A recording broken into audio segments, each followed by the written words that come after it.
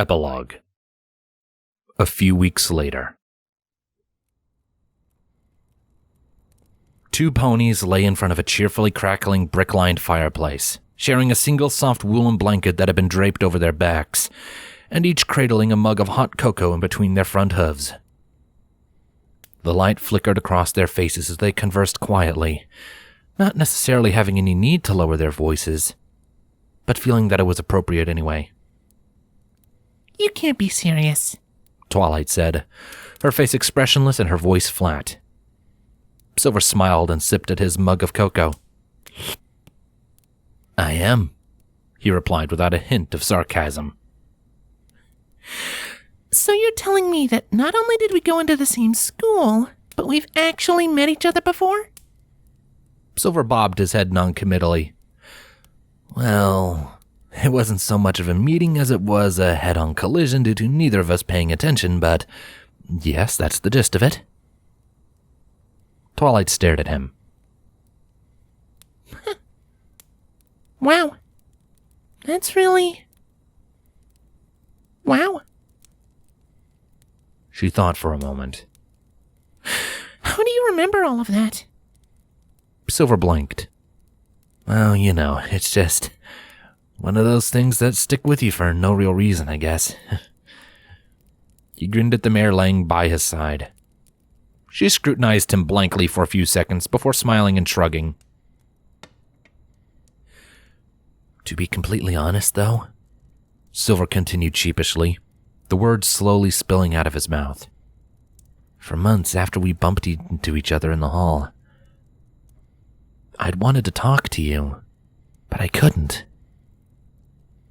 Twilight tilted her head in that adorable way she did when posed with an interesting question or tidbit of information. "Why not?" He sighed and grinned ruefully. "I don't really remember, to be honest. Guess I just wasn't very good at making friends." She blinked. "Oh." She said simply, turning to stare into the fire. The two ponies were silent for a long moment, their attentions held by the flames as they sipped at their cocoa. After a long moment, Twilight sighed. "Well, I wish you had," she said frankly. Silver couldn't help but chuckle. "I wish I had too," he replied with a small smile, looking sideways at the mare to see that she had one of her own. "We would have made good friends, I think." Her smile grew wider as she slowly sunk into Silverquill, leaning against his shoulder and neck. He felt a rush of giddiness at the feeling of her body pressing into his. "Mm-hmm," she murmured in assent. "We could have talked about books, our favorite authors." "Yeah," Silver said wistfully. "You could have helped me with my homework." "You could have been an excellent test subject for my spells." She responded with a giggle, causing Silver to grimace slightly. "We could have spent hours and hours talking," Twilight continued. "We could do each other's hair," Silver countered. "Helped each other out when things were tough." "Painted our hooves." Twilight scowled and swatted at him. "Oh, be serious." Silver chuckled and fended her away. "I am," he protested with a laugh, causing her to shake her head in mock dismay. He thought for a moment and smiled. "Could have asked you out to prom." Twilight grinned slyly, shooting him a sideways glance. "And I could have said no because I'd be too embarrassed." Silver raised his eyebrows. "Well, I could have suggested we go to the beach at night and look at the stars instead." Twilight hummed. "Well, then I could have lived with that," she said quietly, nuzzling into his neck ever so gently. "And then I could have confessed my undying devotion to you," he replied, reciprocating the action and causing her to giggle. "Devotion, huh?" she asked softly.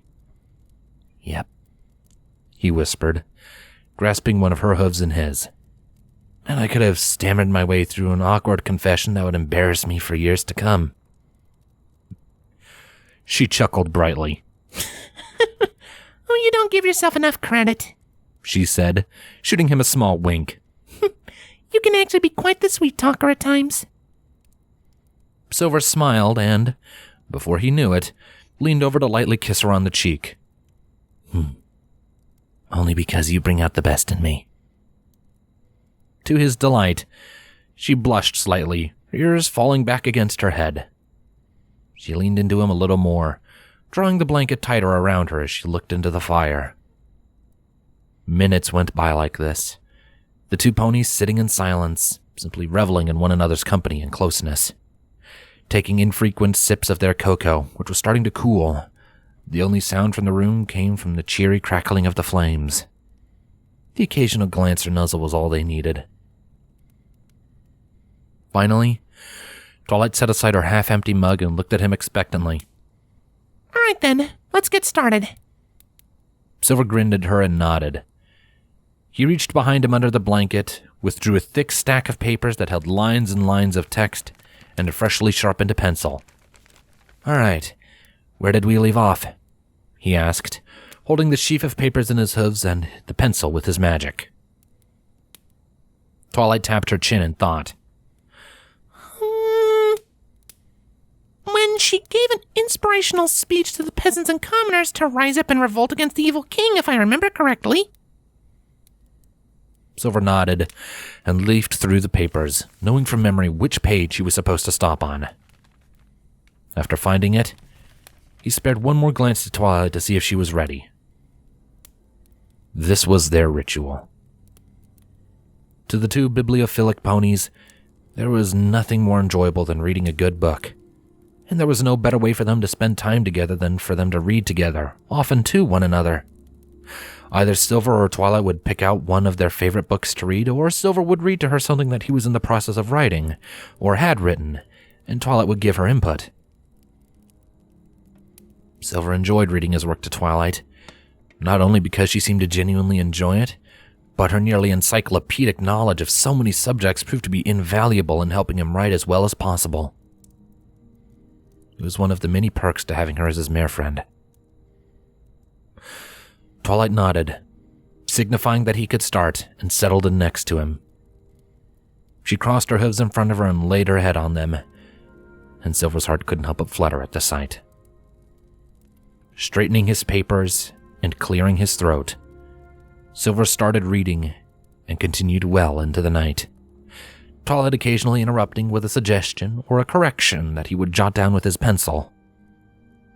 They read until his jaw ached from talking so much, and until their eyes struggled to stay open, until finally, they fell asleep in front of the dying embers, their hooves holding onto each other's, and smiles on their faces.